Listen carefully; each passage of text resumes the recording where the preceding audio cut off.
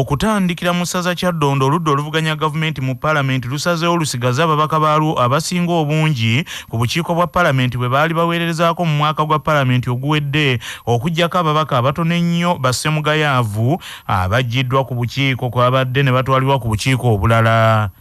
Okusinziira ku mateeka agalungamya entambuza y'emirimu mu Parliament, waliwo obukiiko bwa Parliament obuyitibwa sector committees ng'obwa mmemba bwabwo n'obukulembeze bwabwo bukyuka buli mwaka ogwa Parliament. Nampala oludda oluvuganya gavumenti mu Parliament John Baptist Nambeshe agambye nti okuggyako ababaka abatono ennyo abakyusiddwa okuva ku bukiiko obumu ne badda ku bulala, ababaka abasinga obungi baasigaddeko ku bukiiko bwe babadde baweerezaako omwaka oguwedde ogwa Parliament kubanga baweereza bulungi. Tugendera kuteeka tulina rules of procedure akati buli every session of Parliament sectoral committees wabeerayo enkyukakyuka, so eyo list emaze kuggwa. Bamemba bagenda kukyuka kuva ku komiti ze baliko bagende ku mpya. Kisinzidde ku bintu bibiri, basabye kukyuka n'abo obukulembeze we bulabye nti komiti ze babaddeko ndowooza ziba zibwalidde kubeera nti baatendinga. Kati ekyo kyenkoze. Kinajjukirwa nti n'ekibiina ky'NRM ekifuga obukulembeze bw'obukiiko buno olw'omuwendo omunene ogw'ababaka gwe kirina mu Parliament nakyo kyasalawo nti abakulembeze b'obukiiko buno busigale nga bwe buli buleme okukyusibwa. Olwaleero Parliament eddamu entula zaayo mu butongole oluvannyuma lw'akabanga nga ababaka bali mu luwummula era ebimu ku bikulu ebigenda okuteekebwa ku mwanjo kwe kugabanya ababaka ku bukiiko obw'enjawulo. Ebyo nga bikyali awo ababaka ba Parliament era basuubirwa okwanjula alipoota eva mu kunoonyereza ku nkola eya parliament model kwe babaddeko mu luwummula. Omubaka John Baptist Nambeshe agambye nti ssente ezaweebwa abantu ntono nnyo era nga n'abantu abawandiisa SACCO basooka ate kusaba bantu ssente eziri wakati w'emitwalo 2 n'emitwalo 4. Kyagamba nti kyandigootaanye enteekateeka eno. Twazudde nga bano abakulu abawandiisa abantu bano abaregisteringa byaddamu biri ebyamyoga bajjanga ku bantu ssente. Ekizibu kye nalabyemu essente eza planning wakuweebwa emiruka egyo ezimala ate batubuuziza ndi kati zino ze tufunye ezijja ku akawunti tuzitereke nga tukyalinda baleete endala ziwere 17 oba tuzikozesa. Yamyuka nnyini ntebe w'akabondo k'ababaka ba Parliament ab'NRM Kinobere Herbert Tom agamba nti entegeke eya parliament model ejja kukola wabula nti abakozi ku district tebakoze kimala mu kubangula abantu ku bigikwatako. Weakness genda bamu nti aba technical people abakozi ba district beta kukola nti bawayo obudde okutambula nga basomesa abantu. Ate tunazudde nenda abantu parliament model genda kukola government etandikidde okuteekamu naffe ba political leaders kuva mu ntandikwa kubanga zino projects ezimu zibadde zifeeringanga ng'ebiseera ebisinga ffe ba politicians tulaba ebiwedde. Nolabye nti ekyabulamu nnyo ye mindset change okukyusa endowooza y'abantu baffe bave mu ndowooza gye babadde basuubiramu nti bakola kino. Maybe n'ekirala kinalabye nti ssente zitandikirwako $1 million. Omuntu yandiyagadde alonde ente naye ng'ate ente tesobola kugula $1 million.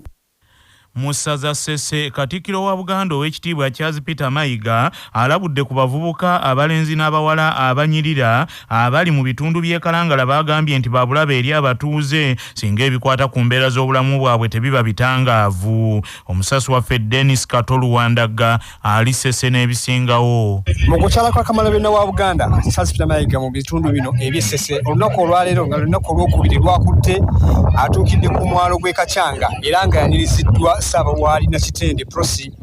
Ono ategeezezza nti akawuka ka Mukenenya kakyegiriisiza ddala ku kizinga kino olw'ensonga nti ebikozesebwa mu kukeetangira bikyali bitono ddala, so nga ate n'abamu ku bavubuka Kyabbasafa bageddeko nabo bagamba nti okusomoza ke balina kwe kw'obupiira obukozesebwa okwetangira Mukenenya okuba nti buli wala nnyo nabo ate nga n'ebitundu ebisinga obungi we bali we bayinza okubujja amangu tebukyaliwo nga batunda butunde obutafaanako n'ebitundu ebiranga mu Kampala ng'ebifo ebisanyukirwamu obupiira buno buteekebwa mu bifo ebimanyiddwa era nga tebabutunda. Nkaya Mamba Latifu okusomoza gwe nnina akawuka kano akasiriimu oba ka Mukenenya obupiira we babuteeka walina obugabira mu kitundu kyaffe wano tewaliiwo tulina bujja ku ddwaliro ate nga abavubuka abamu tutya ku ddwaliro tetumanyi ndwadde ki ze tulina engeri tulina okwetangiramu akawuka okugenda wa muvubuka muno omusawo kapiira aba takalina kivaamu okwegatta ng'ofuna akawuka. Ssaabawaali Nakitende Prosi ategeezezza nti okusomoza kuba kyasinze okusanga eno be bantu abeekebeza naye ekisinga okuluma nti abazuula nti balwadde basalawo obutanywerera ku ddagala nga beekwasa obusongasonga. Abatuuze beena abasinga obungi bafaayo ne beekebeza naye olw'okuba kaŋŋambe nti ku bulwa bwe yakola ne bava ku ddagala tulina ekizibu nti mu bizinga tulina omulimu gumu. Omulimu gwaffe gwa buvubi tumala okukola ku makya kati okuva ku ssaawa 2 okutuuka essaawa 10 baddayo mu mazzi abavubi baba tebalina byakola. Kamalabe wa Buganda munnamateeka Charles Peter Mayiga mu kwogerako eri abavubuka n'abantu ku kitundu kino ekizinga eky'Ekachanga abalabudde ku bawala abanyirira abali mu bitundu bino bagambye nti balwadde naye gagamba nti kisinga obukulu kwe kukebeza muno naawe ne weekebeza n'omanya bw'oyimiridde oluvannyuma n'ogenda mu maaso n'enkolaganayo n'omuntu gw'oba osiimye. Katikkiro akyeyongera okutalaaga ebitundu by'obwakabaka bwa Buganda ebitali bimu naddala ku kizinga kino eky'Essese era ng'ali mu disitulikiti y'e Kalangala.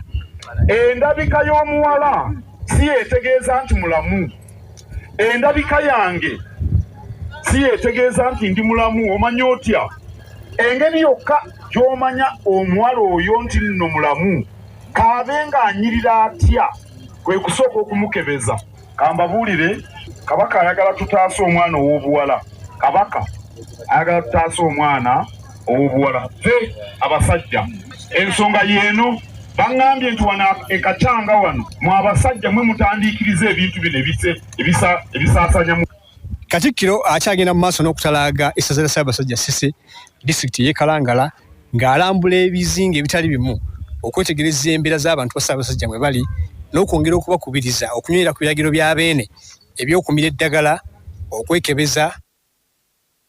Weebale nnyo omusasi waffe Kato Dennis Luwandaga. Musaza Buddu abakulira essomero lya Blessed Sacramento Secondary Kimanya mu kibuga Masaka basazeewo baliggale lyonna ne balagira abayizi abasini esooka ey'okubiri n'eyokusatu ababadde basigadde ku ssomero nabo badde eka bunnambiro. Omusasi waffe Tomusange Kayinja yalina ebikira ku bino. Embeera ku ssomero lya siniya erya Blessed Sacramento mu kibuga Masaka ekyali ya bunkenke poliisi ekkakanya obujagalalo ne poliisi enzimyamwoto bakyagumbye ku ssomero lino okulaba nga abayizi tebaddamu kwekalakasa nga bwe kyabadde olunaku lw'eggulo.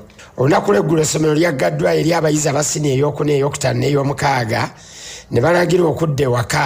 Wabula olwaleero kitegeezeddwa nti abayizi ab'ebibiina ebya wansi ababadde basigadde ku ssomero siniya esooka ey'okubiri n'ey'okusatu nabo baganye okugenda mu kiraasi ne kisalibwawo babagobe badde eka. Poliisi ekutte omuyizi owa siniya ey'okusatu Munyaneeza Kalebu n'ateekebwa kabangali ya poliisi n'atwalibwa ku kitebe ekikulu ekya poliisi e Masaka nga kitegeezeddwa nti ono ayiye obuugi bwa banne obubadde mu bikopo byonna. Kati omuwendo gw'abayizi abakwatiddwa oba abakakwatibwa mu kwekalakaasa kuno gutuuse ku bayizi 14 nga bano bavunaanibwa kukuma mu bannaabwe omuliro beekalakaase ng'olunaku lw'eggulo poliisi yakutte abayizi 13. Abazadde abakedde ku ssomero lino banenyezza nnyo obukulembeze bw'essomero ne bagamba nti bagenda mu kkooti okubawaabira nti kuba ensimbi zonna bazisasula dda nti ate era bwe kyatuuse mu kuzzaayo abaana babazizzaayo kiro nga tebasoose nakubira bazadde n'ebizibu ebirala bingi ku ssomero lino.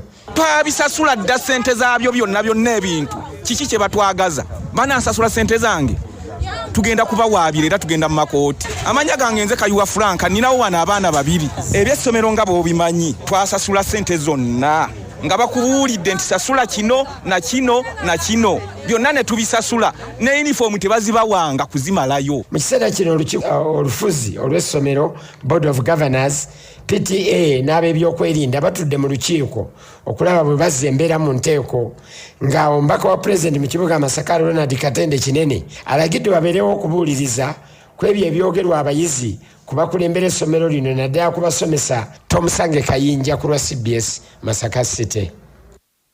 Ate mu ssaza Busiro abakiise b'eggombolola ya Mumyuka Wakiso mu disitulikiti y'e Wakiso batabukidde nnyini ntebe ow'eggombolola eno n'akulira ebyemirimu n'abakozi nga babavunaana okwekobaana ne babba ensimbi zaabwe ez'ensako. Omusasi waffe Ssaalongo Kawuma Masembe yalina ebisingawo. Ssentebe w'eggombolola ya Mumyuka Wakiso Inginiya Felix Mwanje Semuju atabukidde abakiise be abakiika ku olw'eggombolola nga abanenya okuba nti batandise kwogera ebigambo ebiyawulayawula mu lukiiko, era abasabye bafeeyo nnyo okulaba nti balwanirira abantu ababalonda mu bukulembeze bwabwe okusinga okutandika okunoonyanga entalo. N'abasaba nti bwe bawulira nga tebafunye bumativu mu kifo ky'okubadda mu bigambo n'okudda mu mawulire bagendenga mu kkooti kibayambeko okugonjoola mangu ensonga. Ku kino kidiridde abakiise abakulembeddwamu Kato Edward ow'abavubuka, Abu Batuusa akiikirira ab'Egganda, Kaboggoza Livingstone ono ng'akiikirira abaliko obulemu, ate ne sipiika Mugalu Hakim tuteekawo olukiiko olw'abannamawulire nga banenya Ssentebe Mwanje olw'okwekobaana n'omukozi wa gavumenti avunaanyizibwa ku bakozi n'ebyemirimu Sylvia Nakyeyune okugamba nti bali mu kubba ssente za gavumenti. Ekintu ekitabudde Ssentebe n'agamba nti bino biba bigambo bikyamu. Abategeezezza nti ye ng'omu talina nnusu n'emu gy'asobola kubba kubanga mugagga ekimala. Buli kimu obufubutuko tusinga tumaze kwefumiitiriza. Ekirala kyokka nti chairman akwatagana ne kaawo tubbe ssente. Nze emyaka gye mmaze mu sub-county guno mwaka gwa mukaaga nze nsinza rekodi ennungi kubanga ne bojja ng'olina kikyoyagala ewange yadde ekikumi kyo sikitwala mpulira nti neematira nti ssente ze nnina zimmala obutadda okuzanyira mu ssente z'abandi. Nze ngoberera amateeka gagamba ki era sinze accounting officer. Bino byonna okutuukawo kidiridde ku nkomerero ya sabbiiti ewedde abakiise bano nda okulondoola n'okunoonyereza emirimu gya gavumenti egyali gikoleddwa nga balina essuubi nti bwe bakomawo baali bagenda kubawa akakadde kalamba mu kulambula okwo, wabula ku nkomerero ne babasimba emitwalo 8 buli omu, ekyavaamu abamu bazitwala okutandika okwawukana nabo nga bagamba nti babaliddemu olukwe, era okukakana balwana ne bayuziŋŋana n'engoye n'omusaayi ne guyiika. Jako kyenjagadde okwogerako kye kya milioni 3.5 oba 3.4 ze boogerako za monitoring. Ssente ezo zijjirako guidelines era monitoring yakoleddwa nabasobola okufuna ssente ze babawadde eziri mu guideline eyo. Kati baga nti tibafunye ssente zaabwe awo nze mba sikitegeera kubanga ssente ze bafuna ziri mu buwandiike. Kulwakya Bassa Kawumasembe wano e Wakiso. Ate mu ssaza Buddu abakulembeze b'eggombolola y'e Bukulula mu disitulikiti ey'e Kalungu basobeddwa olw'abamu ku batuuze mu ggombolola eno abagaanyi okuwaayo ebibakwatako biyingizibwe mu nteekateeka eya Parish Development Model nga balumiriza nti pulogulaamu za gavumenti nnyingi ddala ze babawandiisizzaamu kyokka era ne bataziganyulwamu. Omusasi waffe Nsubuga Muzaffalu yalina ebikira ku bino.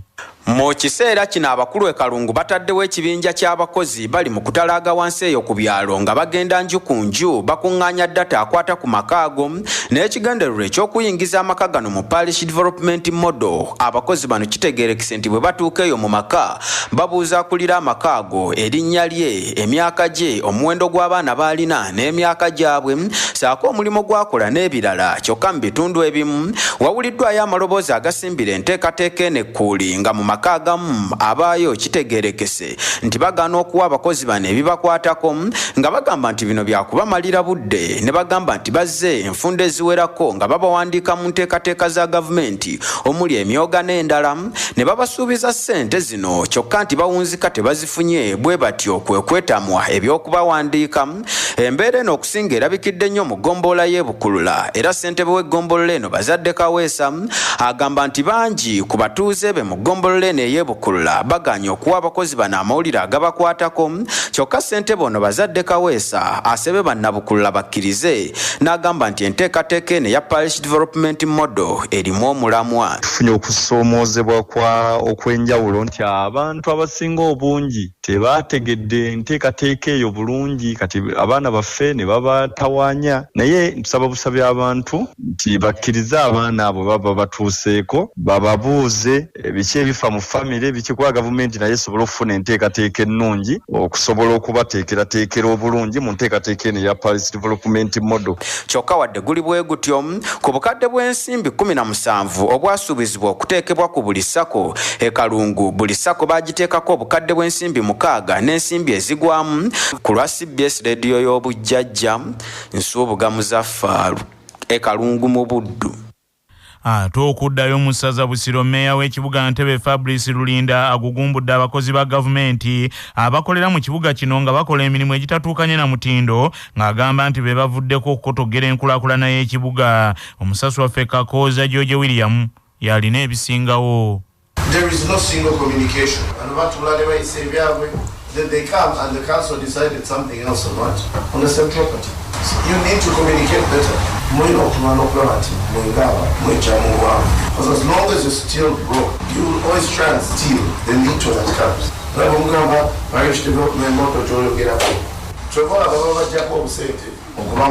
Meya Fabrice Lulinda okugugumbula abakozi ba gavumenti bwati asinzidde ku kitebe ekya Division B emu kwezo Division ebbiri ezikola municipal ene y'Entebe mu kulambula emirimu egikolebwa abakozi ba gavumenti ne office mwe bakolera awamu n'enteekateeka ze balina mu office zaabwe.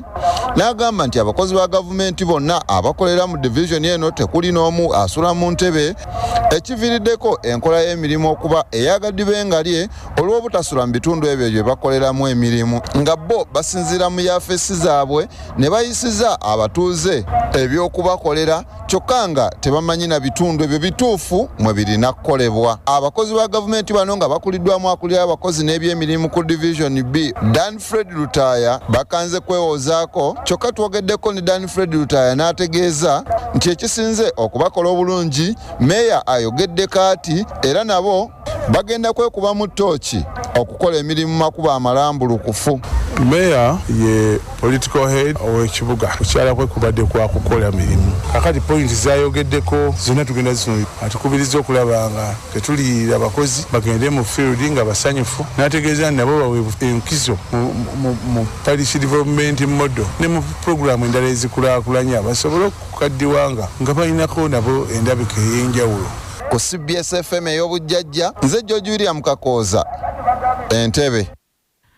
Ate mu ssaza Gomba akulira ekitongole ky'ebyobulimi n'obulunzi mu disitulikiti y'e Gomba, Dr. Kaddu Nsubuga alabudde abantu nti beerinda akatyabaga akagenda okuva mu kutema emiti okusukkiridde mu bitundu bya Buganda. Omusasi waffe Patrick Serugo yalina ebikira ku bino. Dr. Kaddu Nsubuga alaalisa abantu nti ebizibu ebirala bingi ebigenda okubalukawo nga biva kusaanyawo emiti ng'oggyeko ekyeyo ekibutikidde ebitundu by'eggwanga ebisinga obungi mu kiseera kino. Dr. Kaddu mu kwogerako ne CBS alabudde nti abantu beerinde omuyaga ogw'amaanyi ogujja okusaanyawo ebintu byabwe naddala amayumba, endwadde ezaali zaasirika edda nti zijja kubalukawo n'ebirala nga kivudde ku bantu abasusse okutema emiti n'okusaanyawo entobazi, nga kino okusinga kiri mu kitundu ekya Gomba West omuli eggombolola y'e Maddu, Kyayi ne Kifampa, ng'abantu basaanyizaawo emiti okukola amalundiro. Mu kiseera kino omuddo ogw'okuliisa ebisolo mu kitundu ekya Gomba West guweddewo. Kasooli yakalira wansi ku ttaka, omulala yakoma kuleeta luyange. Era mu bitundu ebyenjawulo mu Gomba West okusinziira ku batuuze okuli Nsereko Saamu ne Gombe Badru Katanyoleka, nga bombi baami ba Kabaka mu luka gw'Ekigezi Maddu, ekidomola ky'amazzi kati kituuse ku shingisi 200 okuva ku shingisi 500 eza bulijjo, nga n'ab'ebimotoka ebisomba amazzi bali ku mudidde. Ekimotoka ky'amazzi kimu kigula wakati wa shingisi 12,000 okutuuka ku 18 okusinziira wa gye bagatwala. Dr. Kaddu Nsubuga asabye abantu nti beddeko entobazi bazeesonyiwe n'emiti bagitalize. Ku CBS nze Patrick. Weebale nnyo Patrick Serugo. Ate mu ssaza Mawogolo ekisolo ekitannategereka kitadde abatuuze ku byalo bibiri mu disitulikiti y'Essembabule ku Bunkenke bwe kikkakanye ku bisolo byabwe awaka ne kibitta. Omusasi waffe Omulangira Jimmy Sekabiito ali Mawogola n'ebisingawo. Ebyalo ekisolo kino ekitannaba kutegeerekeka kwe kisse ebisolo by'abantu ne kibirya n'okubinuunamu omusaayi kuliko Lusaana ne Kemigina, nga bino byonna bisangibwa mu ggombolola y'e Nakasenyi wano mu disitulikiti ey'Essembabule. Okusinziira ku mutuuze Nkonwa Javiira, ekisolo kino kyakakkakkana ku mbuzi eziwera ddala 5 eza Wilson Begayisa saako eza Ssentebe Kironde 3 ko embizzi ezawaka mu Bankonwa n'eza Kivumbi Koma Kyati n'abalala, nga zonna musanga kiziyuzizayuzizza olubuto ng'ebyenda biyise saako okuzitaagulataagula ebisambi n'okuzikutula omugongo. bo abatuuze abalala bateebereza nti ekisolo kino yalibangambwa ekibe oba emmondo olw'engeri gye kitta n'okulya ebisolo byabwe. Kati bano bawanjagidde abakulya ekitongole ky'ebisolo ku disitulikiti okusitukiramu babayambe nti kuba kati bali mbweraliikirivu tikyaliva ku bisolo ne kidda ku bantu naddala abaana baabwe, era kati mu kiseera kino batya okubatuma emirimu naddala okukima amazzi awamu ne ku maduuka. Nze Jimese Kabito ku lwa CBS wano Essembabule. Bannaffe amawulire agavudde mu bitundu bya Buganda bwe gatyo bwe gagenze tova ku laadiyo ey'obujjajja.